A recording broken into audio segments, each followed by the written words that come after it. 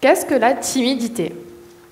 Eh bien, oui, aujourd'hui je vais aborder ce sujet avec vous et ça va peut-être en faire réfléchir quelques-uns et changer vos manières d'agir. En tout cas, c'est mon but. Laissez-moi vous raconter 2 anecdotes qui me sont arrivées. Première anecdote. Avec Clarisse, la fameuse, on allait prendre le bus.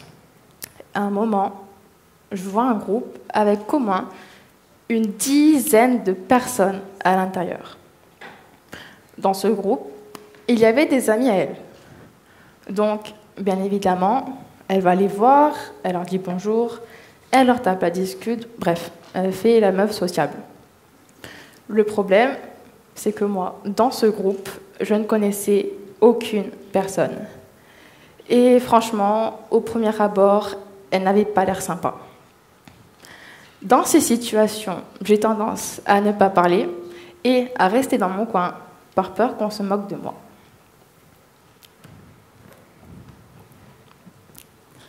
Deuxième anecdote. Quand je faisais du théâtre, on faisait souvent de l'impro. Mais il faut savoir qu'en impro, je suis vraiment très nulle. Ce soir-là, c'était une scène de Roméo et Juliette. J'ai dû faire la scène devant toute ma classe, avec une personne à qui le feeling ne passait pas vraiment. S'ajoute à ça le stress et la peur qu'on se moque de moi. Vous pouvez vous en douter, c'est catastrophique pour faire un exercice de théâtre. Et savez-vous quel est le point commun entre ces 2 anecdotes? J'avais peur qu'on se moque de moi. Et parce que je croyais cela, j'ai adopté le comportement d'une personne timide. Ce lien entre croyance et comportement a été théorisé par un monsieur répondant au doux nom de Chris Argyris. Il a appelé ça échelle d'inférence, mais bof bof, je préfère l'appeler boucle infernale. Comment ça marche?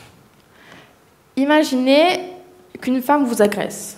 Bon, ce n'est pas la meilleure pensée que vous puissiez avoir, mais imaginez. Vous allez inconsciemment développer la croyance que toutes les femmes sont méchantes.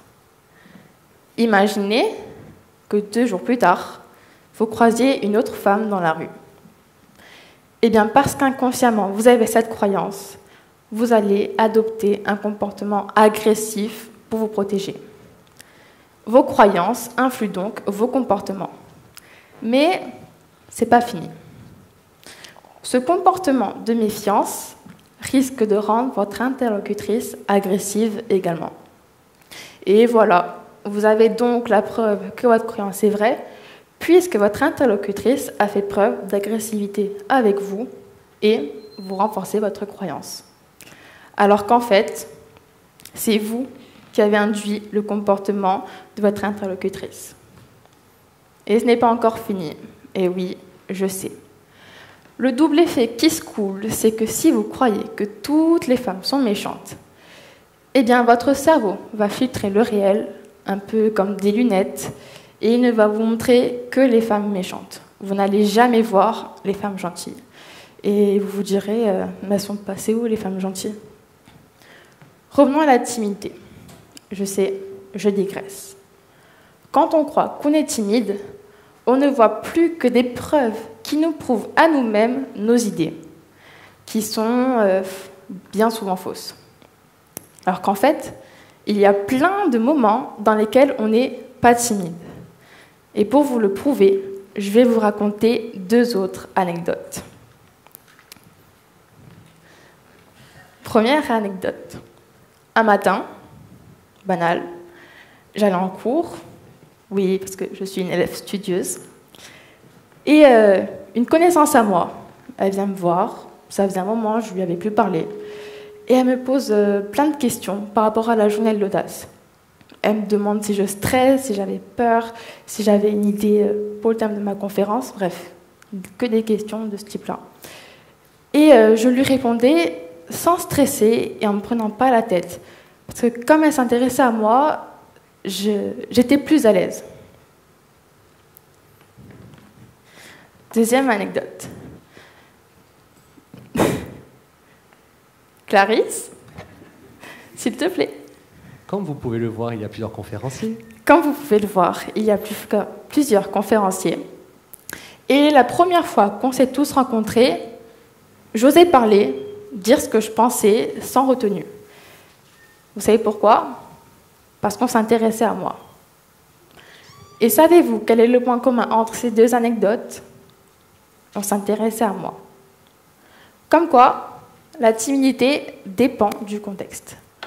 On peut se débloquer en regardant les fois où ça s'est bien passé et aller vers ce qui marche. Il faut faire le deuil de s'entendre avec tout le monde parce que ça n'est tout simplement pas possible. Pourquoi vouloir être ami avec tout le monde?